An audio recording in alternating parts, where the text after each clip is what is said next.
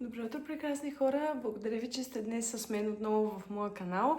Днешното видео някои от вас вече са го гледали, защото ще ви покажа как да си сменим консуматив за инсулинова помпа Уелиан. Снимала съм такова видео преди, имаше доста голям интерес към него, но сега реших да направя ново с малко по-добро качество, тъй като, както знаете, вече съм с друга камера. Пък и защо не? Нека новата аудитория, която вече се е присъединила към моя канал, да има възможност да гледа малко по-актуално. Като за това ще ви бъда изключително благодарна, ако се абонирате за моя канал, харесате видеото, коментирате, ако имате нещо да си обсъдим. И да, пожелавам ви един прекрасен ден и останете да видите как сменяме. Така, като за начало са ни необходими следните части. Лепенката, която се слага на зоната, която сме решили. Резервоарът, в който слагаме инсулина, игличката, помпата съответно, резервната батерия, която вече ми е заредена, уреда, с който слагаме иглата и инсулин. Аз, знаете, съм на фиасп, но ето такъв фиасп. И така започваме. Аз вече съответно съм си махнала старата помпа. Махнах си от корема и сега ще ви покажа тук на ръката, като отбелязвам, че предварително съм си почистила ръката. Знаете, зоната е хубаво да бъде почистена преди да се сложи и суха, да може съответно да се залепи. Първата стъпка, която правиме, отваряме PDA-а.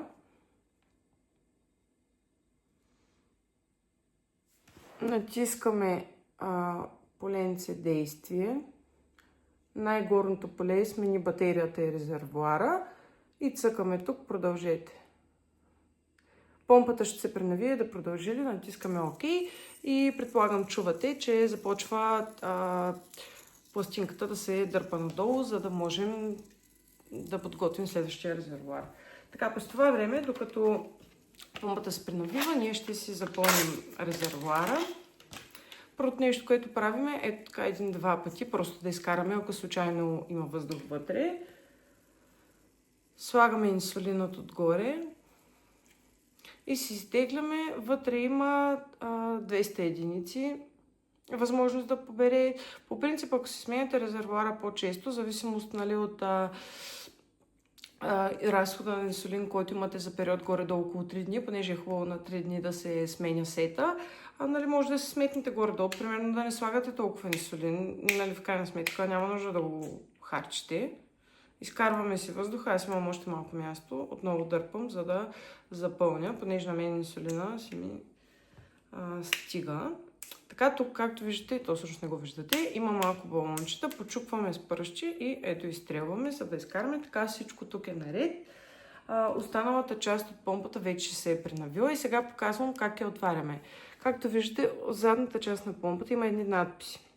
Чупим с надписите нагоре. Чакайте. Хоп, няма страшно. Първите един-два пъти е малко страшно, защото се притесняваш да не я щупиш. Няма да я щупите, не се притеснявайте, като това съответно е захвърляне. Старата батерия я отделяте и си я зареждате за следващия път. Така, продължаваме нататък. След като сме заредили резервоара, можем да си заредим... само да дигна камерата малко по-нагоре да виждате. Мисля, че така е по-добре. Извинявайте, че съм толкова сънена, просто реших днес е неделя да снимам това видео и понеже след малко отивам на йога, реших, че сега е момента, защото след това през деня имам други планове и искам така да го съчетая цялото нещо и затова съм малко сънена и ще ме извините. Така, дърпаме синьото назад, светло-синьото и сега лекичко развъртаме тъмно-синьото бутало да остане само самия резервоар така. На мен това ми е новата батерия. Хоп. И си свързваме помпата стандартно, при което вземаме отново PDA, за да му кажем да се свърже с помпата. Така, в момента ви излиза следното поле, в което пише, моля свържете помпата, пълния резервоар и заредената батерия. Ние вече сме го направили, натискаме продължете и ви показвам, моля напълнете резервоара, докато се появи капка инсулин на върха на иглата. Показвам. Напълнете резервоара И сега чуваме как пластинката, която избутва инсулина, се качи нагоре. И сега излиза следващото поле, напълнете резервуара. Тук задържаме леко с пръстче върху бутона на PDA-а. Просто да изкараме няколко капки инсулин, да сме сигурни, че инсулинът върви. Вие дори го видяхте на камера. Моля, уверете се, че има капка инсулин на върха на иглата и натискаме ОК, понеже ние вече сме видели. Натискаме продължете и излиза, моля, свържете помпата с базата, което сега ще направим. За който не е гледал старото видео, не се стряскате от звука, няма нищо страшно, не е болезнено, игличките са малки. Аз лично съм с 6 мм канюла, но има и 9 мм, които съвсем наскоро Галя ми изпрати да пробвам. Честно казвам, малко повече ми харесаха, защото забелязах, че с по-дългите канюли при мен лично по-рядко като че ли се случва запушване, тъй като, нали, все пак това са технологии, нормално е понякога да има нали, някакви неща, които не са много приятни. Понякога ми се е случвало с тези по-късичките да имам запушване и да трябва по-бързо преди третия ден да си сменя сета, но в крайна сметка, за съжаление, по здравна каса ми изписаха такива 6 мм, тъй че нали, с тях ще бъдем днес, докато си купя 9. Въпреки ще изгледат по същия начин, просто малко по-дълги. Така отлепяме лепенките.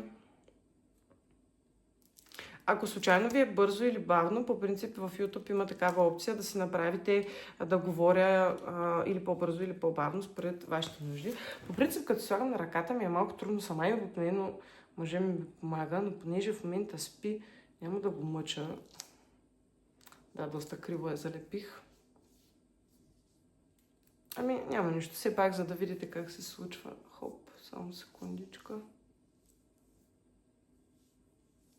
Така. Добре, притискаме хубаво навсякъде. Така, сега следващото нещо, което правиме, отваряме си канюлката. И слагаме в нашия любим ред иглоизстрелвача, както нарича моя мъж. Така, слагаме вътре иглата, натискаме и махаме горната част да остане само иглата. Вие би трябвало вече да я виждате. И съответно позиционираме... Чакайте да видим как да застана. Добре, мисля, че се вижда. Трябва така да си... Хоп, да щракне, да може да си остане и така самичко. И това, което правите, имате тук, виждате тук и тук има два оранжеви бутона.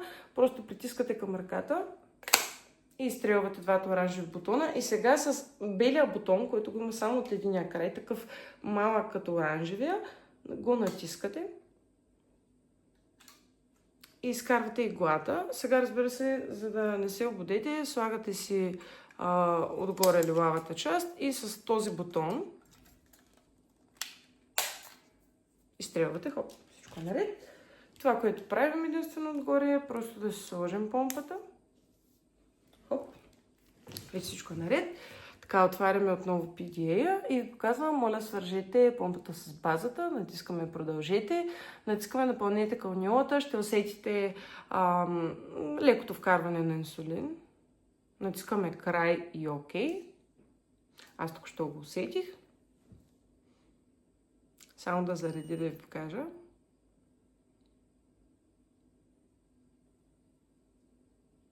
Защото понякога малко бавно зарежда, не се плашете, случва се. Това не значи, че ви е развалена или нещо. И готово. Вече всичко е наред. Сменили сте се резервуара. Сега на видеото виждам, че е снимано 9 минути, но по принцип вече като свикнете става доста по-бързо. Просто аз се опитвах една идея по-бавно, за да може да видите процеса изцяло. Но буквално това е абсолютно всичко, което правите. Не е болезнено, не е страшно, тъй че спокойно, ако случайно имате някакви притеснения, може да изпуснете моето видео, за да, когато вече сте вкъщи, сте с новата помпа Уелиан, на спокойствие да смените консумативите, без да се притеснявате, че в 12 часа вечерта или в неделя трябва да звъните на Рали или на Галя да ви обясняват как да го направите. Вече имате един гайд в YouTube. Благодаря ви, че бяхте с мен до края и ви пожелавам хубав ден!